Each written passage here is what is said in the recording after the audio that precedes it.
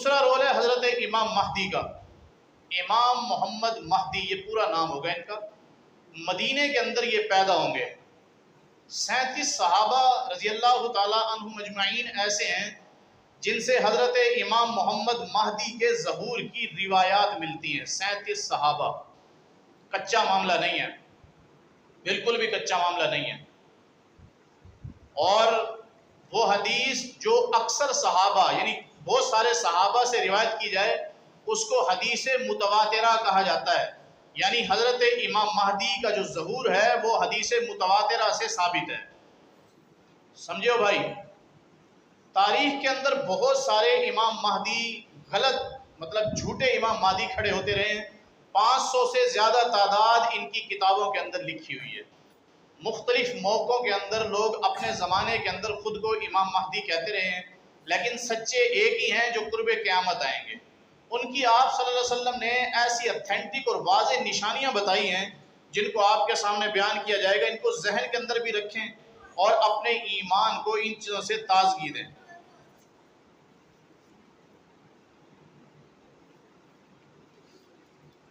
اس میں پہلی نشانی حضرت قتادہ رضی اللہ تعالیٰ عنہ سعید بن المسیب، یہ حضرت قتادہ رضی اللہ تعالیٰ عنہ صحابی ہیں. سعید بن المسیب رضی اللہ تعالیٰ عنہ حضرت ابو ہریرہ کے داماد ہیں، تابعین میں سے ہیں، سید التابعین ہیں. ان سے پوچھا کہ کیا حضور صلی اللہ علیہ وسلم نے کبھی امام مہدی کے بارے میں کچھ بتایا ہے تو مجھے بتاؤ.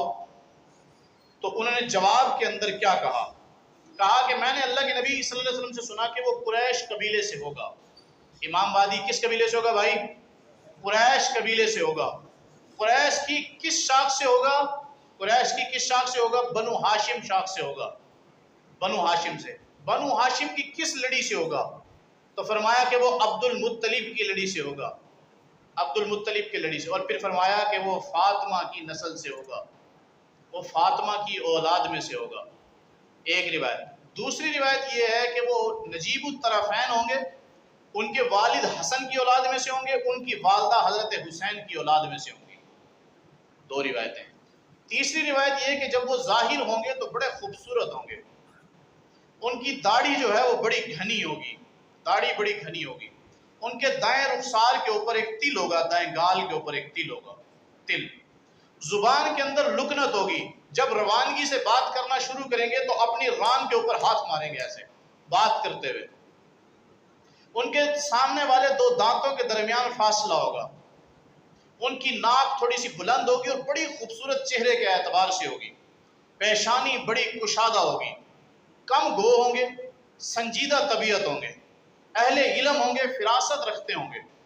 یہ نشانیاں اللہ کے نبی صلی اللہ علیہ وسلم نے حضرت امام مہدی رضی اللہ تعالیٰ عنہ کی بیان کی. ابن ماجہ کی روایات کے اندر ہے کہ ایک رات میں اللہ ان کی اصلاح کرے گا اور ان کو فقاہت کے اعلیٰ درجے پر پہنچائے گا. ایک رات کے اندر. یعنی پہلے لوگ ان کو نہیں جانتے ہوں گے، وہ خود بھی نہیں جانتے ہوں گے کہ میں امام مہدی ہوں، وہ خود بھی نہیں جانتے ہوں گے. اللہ سارے اسباب ایک ہی رات کے اندر پیدا کر دے گا.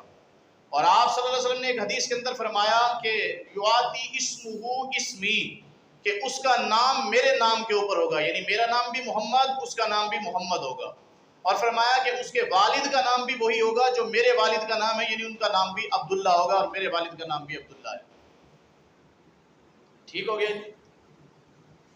حضرت امام محمد مہدی یہ حجر اسود کے پاس ٹھہرے ہوں گے. حجر اسود کے پاس یہاں 7 بڑے علماء ان کو پہچانیں گے.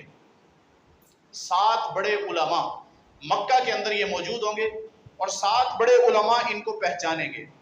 اس سے پہلے جو حالات ہوں گے اس کا حدیث کے اندر ذکر ہے جو ابھی تک کہیں جس کا ثبوت نہیں ملتا. اس سے پہلے کی احادیث ہیں. آپ صلی اللہ علیہ وسلم نے فرمایا کہ ایسا ہوگا کہ ان کی آمد سے پہلے ایک فتنہ اٹھے گا جس کو سفیانی فتنہ کہا جاتا ہے. سفیانی فتنہ. ان کا جو بڑا ہوگا سفیان ہوگا، وہ ایک لشکر بھیجے گا 3000 کا، جو بیت اللہ کو گرانے کے لیے بھیجے گا. وہ مقام بیضاء پر آئے گا، زمین پھٹے گی، وہ 3000 کا لشکر اندر چلا جائے گا. 2 آدمی بچیں گے. ایک آدمی وہ ہوگا جو دوڑ کر جائے گا، سفیان کو بتائے گا جا کر کہ تیرا لشکر غرق ہو گیا. اور ایک آدمی وہ ہوگا جو امام مہدی کو جا کر بتائے گا کہ سفیانی لشکر غرق ہو گیا. बस 2 आदमी बचेंगे।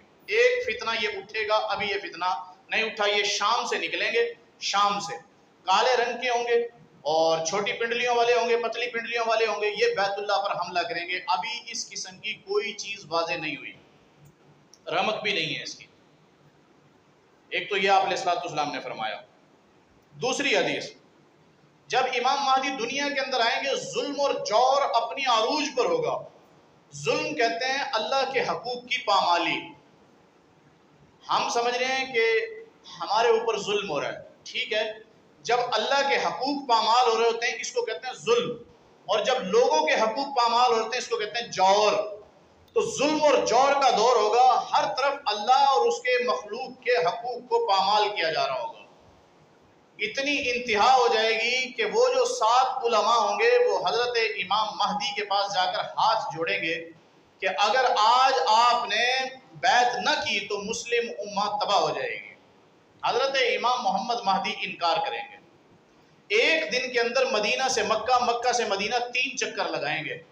350 से 400 किलोमीटर का सफर है।